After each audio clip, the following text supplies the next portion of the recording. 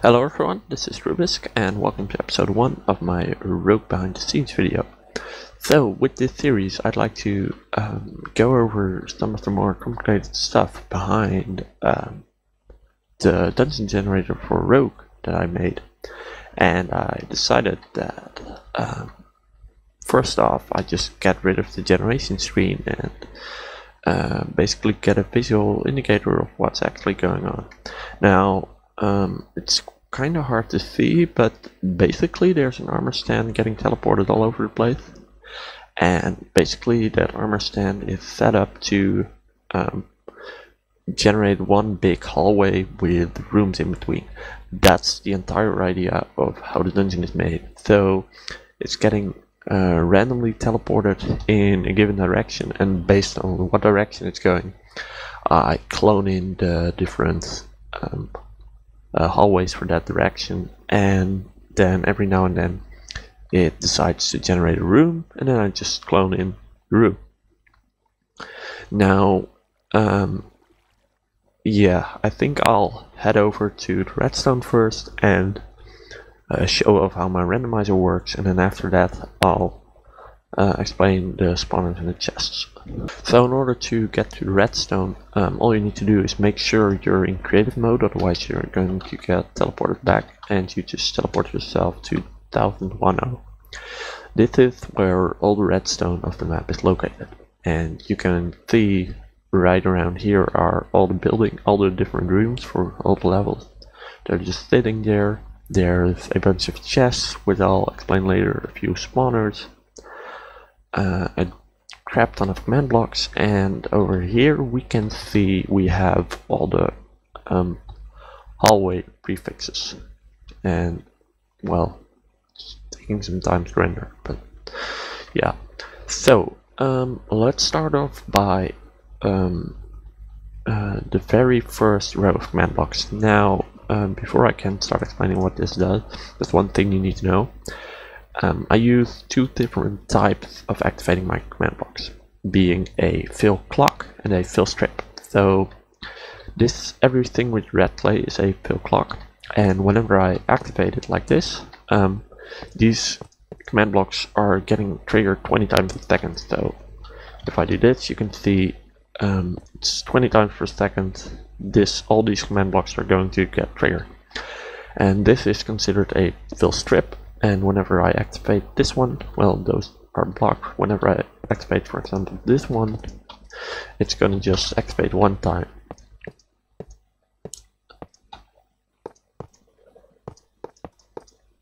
Wait. Hi. So, if I ever mention fill clock or fill strip again, that's just the way I'm activating the command blocks. So, these 5 command blocks handle the entire randomization. So if I slice scoreboard objectives, set display sidebar random, what you can see at the sidebar is basically me randomizing something. Now the way this randomizer works is it's basically the same thing your computer does most of the time. You start with a seed value, and that seed value is basically determined by how long you wait before you hit the generate button.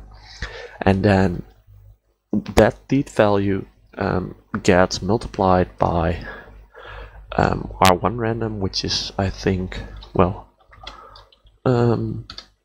it's 10001, and then we take the modulus out of that. And even though that is a mathematical equation and it should always provide the same result, the Java integer limit can't handle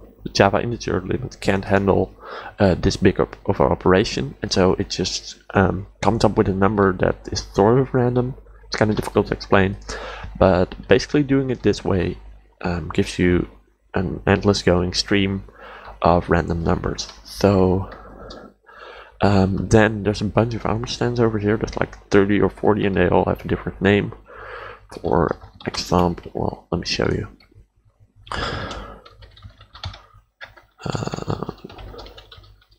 Here, they all have different names, and these are basically all the values I'm randomizing every tick. So what I'm doing is I'm taking that big seed value over there, and then I'm dividing that by a scoreboard objective named random input. So I basically take the modulus out of that big number, and because that big number will be any random number, if I take the modulus 100 out of it, I'll get a random number between 0 and 99. If I take modulus 8, I'll get a number between 0 and 7. And so doing that, I can basically create a bunch of numbers that go up and down between the exact values that I want. So this one's going, you can see some 4s to some 8, and this one's going between 1 and 100. This one somewhere around 20. So that's basically the way I do all the randomizations.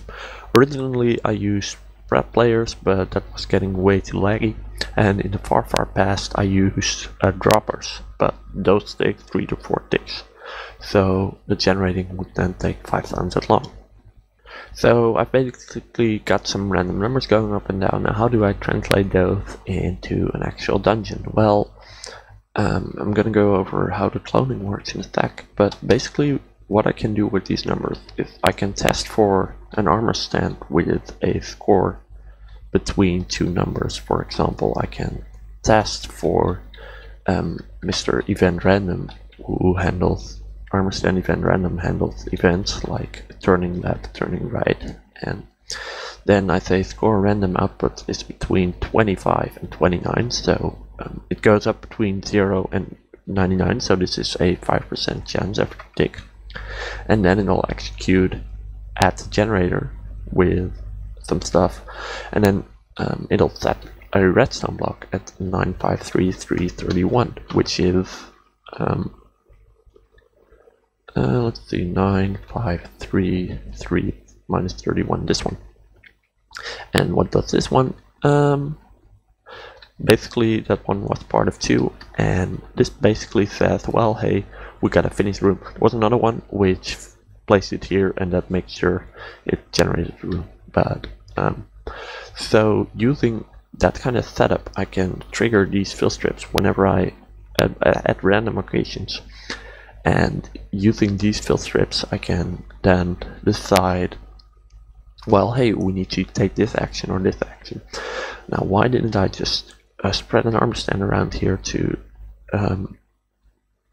select a random fill strip and trigger it? Well, the reason is that sometimes an action like cloning in a room might take multiple ticks, and during those ticks I don't want the armor pass to go on generating, because if the room decides to get cloned in, there might not be an exit to the room or something like that. So there's another objective that basically keeps track of if it's going or if it's paused to take a long during action, like cloning in a room or cloning in one of those brick structures in between levels.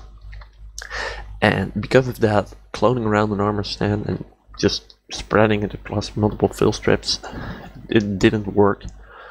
I tried it in the first place and it was just a big mess, and it's really hard when you use such a system to also make it balance it, like make hallways 5 blocks longer, make them 5 blocks shorter on average. Right now I can just mess with some numbers and I'm done. So now for the next part, cloning the rooms and cloning the first off, cloning the hallways. Basically there's 2 objectives named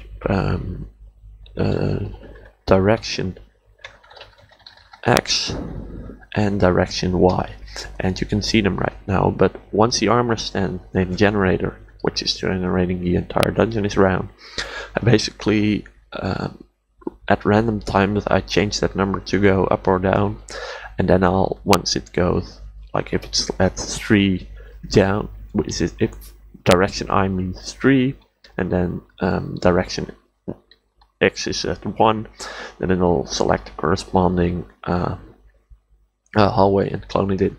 So it's not that complicated. I'm just taking some randomization to every now and then make it turn left or turn right by adding or removing 1 to direction X, and every now and then I'll make it go up or go down by adding something with direction I.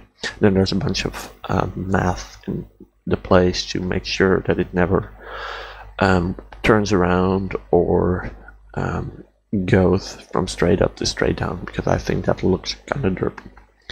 And then every now and then it'll say, well, hey, let's generate a room. And then if it decides to generate a room, it'll pick a random room by summoning an armor stand over here and teleporting a random amount of blocks that way, and then that way, and then that way. And that way I can kind of select a random room, and then it checks using a test for blocks command whether or not the area is clear. You might have noticed that I was generating through pure stone brick. That's basically so that during generation I can just test for a big blob of stone brick, and if there's a big blob of stone brick, then I know that I can clone a room, and then in the final end I will replace all the stone brick with the corresponding material for that level.